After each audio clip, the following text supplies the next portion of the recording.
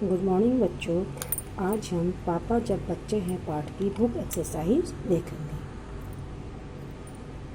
तुम्हारी बात। पापा ने जितने काम सोचे उनमें से तुम्हें सबसे दिलचस्प काम कौन सा लगता है? क्यों? ये आपसे पूछा गया डिस्कशन करने के लिए, आपसे बातचीत के लिए। किसी को कोई काम अच्छा लगता था, किसी को दिलचस्प माने बहुत अच्छा लग रहा। क्या तुम्हें भी घर में बताया जाता है कि तुम्हें बड़े होकर क्या काम करना है? कौन कौन कहता है, क्या कहता है? आपसे पूछा गया आपके घर में आपसे कौन कौन इस बात को कहता है कि बड़े होकर क्या बनना है? गौ। अपने मम्मी या पापा से बात करो कि वे जब बच्चे थे तब बड़े होकर क्या करने की सोचते थे। ये भी अपने माँ बाप से पता करो कि जब वो छोटे थे तो क्या बनना चाहते थे। अपने घर के किसी भी एक सदस्य से उसके काम के बारे में जानकारी हासिल करो। पूछो कि वो क्या काम करता है और उस काम को किस नाम से जाना जाता है। उस काम को अच्छी तरह करने के लिए कौन कौन सी बातें मालूम होनी चाहिए।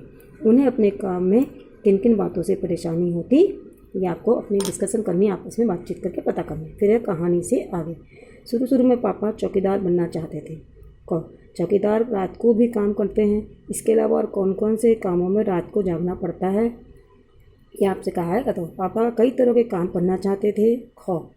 क्या तुम किसी व्यक्ति को जानते हो जो एक से ज़्यादा तरह के काम करता है? उस व्यक्ति के बारे में तो ये भी आपको पता करो। जैसे पापा बहुत सारे काम करना चाहते थे, ऐसे क्या और भी किसी को से जानते हो जो बहुत सारे काम करना चाहता है?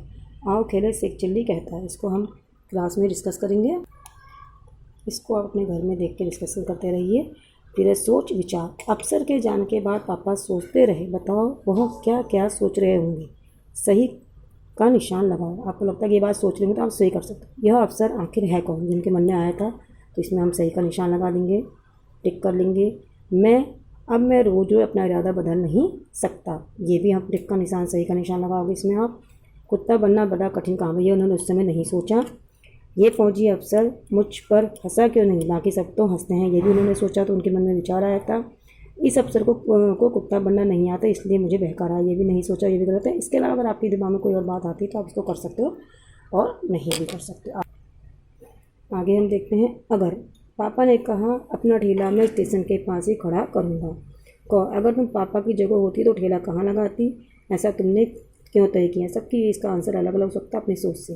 अगर तुम रेल से सफ़र करोगी तो तुम्हें प्लेटफॉर्म और रेलगाड़ी में कौन कौन से लोग नजर आएंगे। या अभी जब रेलगाड़ी के सफ़र करते हो आप देखते रहते हो, कोई चाय बेचने वाला, कुछ बेचने वाला, प्लेटफॉर्म में सामान लेके लोग खड़े, कुली लोग, ये आपको दिखाई देते हैं।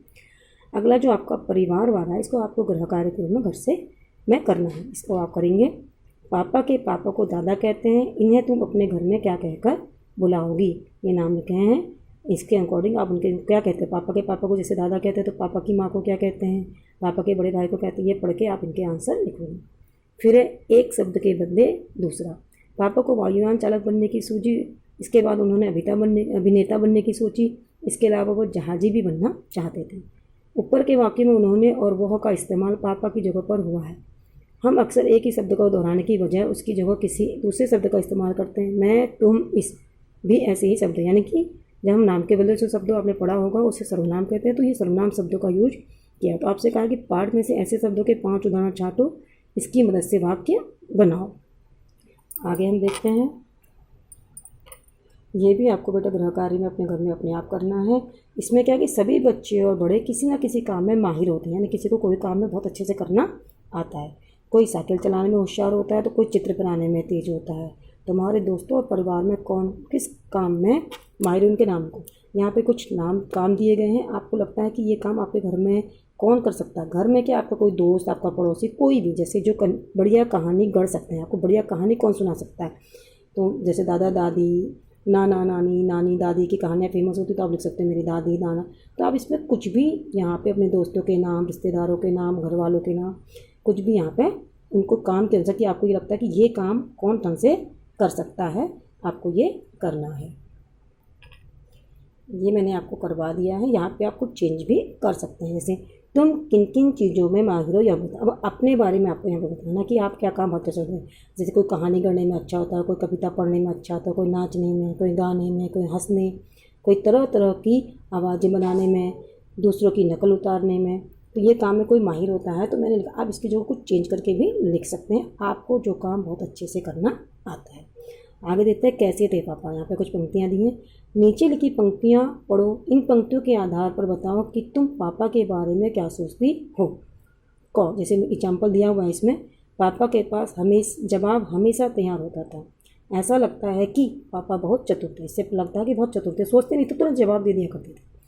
खौ, पापा का जवाब हमेशा अलग अलग होता था। ऐसा लगता है कि कैसा लगता है कि हम सोचते हैं कि पापा बिना कुछ सोचे समझे बोलते थे, यानी सोचते नहीं थे, एकदम जवाब देना है तो जो मुँह में आया वो बोल दिया। गौ, मैं छोटे बच्चों को मुफ्त में आइसक्रीम दिया करूँगा। जब आइसक्रीम बेचने की सोची तो उन्होंने ये कहा था। तो इससे ऐसा लगता है कि पापा बहुत दयालु थे, वो दयावान भी थे, छोटे बच्चों की हेल्प भी करना चाहते थे, गरीब बच्चों की हेल्प भी करना चाहते थे। रात में करने के लिए होता ही क्या है, रात में मैं चौकीदारी करूँगा, ये उन्होंने उस समय कहा था जब वो वायुयान बनने की भी सोच रहे थे, वो आइसक्रीम वाला बनने की भी सोच रहे थे, वो सेटिंग करने वाला बनने की सोच रहे थे। उसके बाद भी क्या लगे, ऐसा लगता है कि पापा बहुत मेहनती थे। हमने मेहनत इसलिए कहा क्योंकि वो एक साथ कई काम करने के बारे में सोच रहे थे। ये आप देख के लिख सकते हैं। और ये आप बुक एक्सरसाइज आपकी कंप्लीट हो गई है, आपका लेसन कंप्लीट हो चुका है। इसको अच्छे से वर्क पूरा करके आप दिखाएंगे। धन्यवाद।